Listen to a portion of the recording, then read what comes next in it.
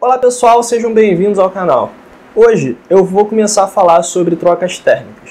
Eu vou começar lembrando do que diz a primeira lei da termodinâmica. Ela diz pra gente que existem duas formas de se alterar a energia do sistema: calor e trabalho. Nos vídeos anteriores, a gente já falou um pouco sobre trabalho, estudou alguns casos especiais de trabalho que mais interessavam pra gente, que no caso era o trabalho de expansão, e a gente deu uma atenção especial para os processos reversíveis, porque eles são bastante importantes para a gente. Agora, com relação ao calor, a gente vai fazer uma coisa parecida. A gente vai dar uma atenção a dois casos que são mais importantes para a gente aqui, nesse contexto, que são os processos a volume constante e processos a pressão constante. Para o caso a volume constante, se a gente considerar que não existe nenhum outro trabalho sendo executado que não seja o trabalho de expansão, e lembrando que o volume é constante, logo o trabalho de expansão vai se anular, a gente conclui pela primeira lei da termodinâmica que todo o calor trocado pelo sistema vai ser usado para alterar a sua energia interna. Acontece que esse calor ele é proporcional à variação de temperatura causada no sistema pela troca térmica.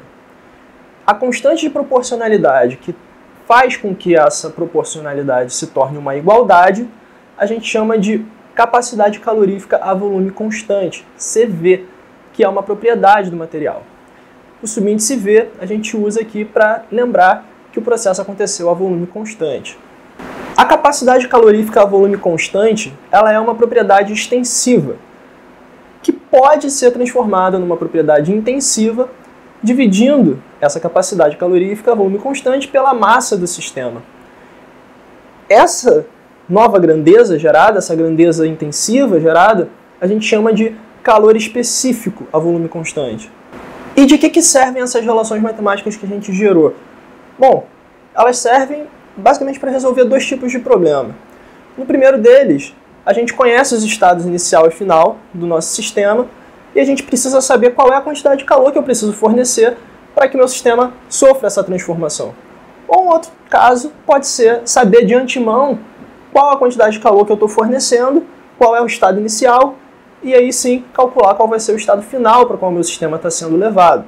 Relações parecidas com essas a gente consegue desenvolver também para processos a pressão constante.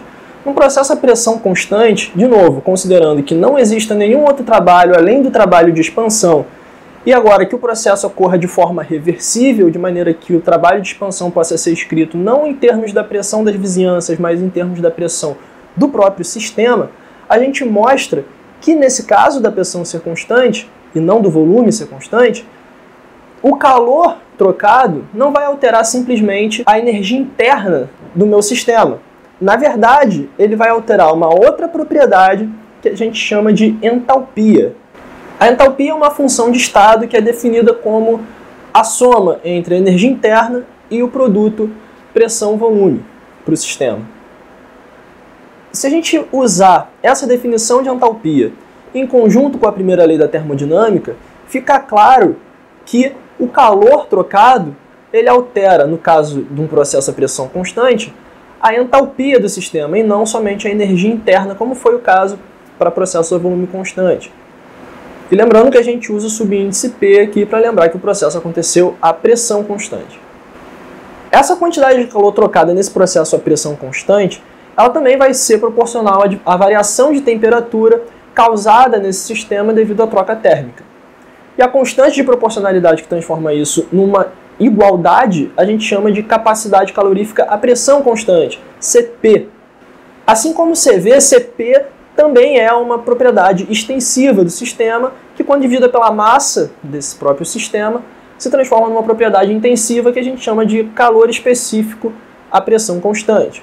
As capacidades caloríficas elas podem variar em função da temperatura.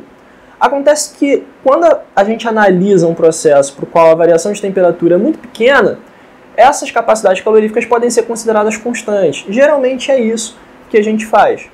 Só para terminar, eu acho que vale a pena ressaltar aqui que, em geral, a capacidade calorífica a pressão constante é maior que a capacidade calorífica a volume constante, e que para um gás ideal existe uma relação exata entre elas, que diz que a diferença entre CP e CV é igual a N vezes R, onde N é o número de moles do sistema e R é a constante universal dos gases. Bom, pessoal, era basicamente isso que eu tinha para falar para vocês. Eu vou parar por aqui.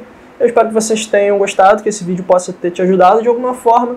E se esse for o caso, você deixa uma curtida aqui embaixo, se inscreva no canal e assim você ajuda a gente a crescer, tá ok?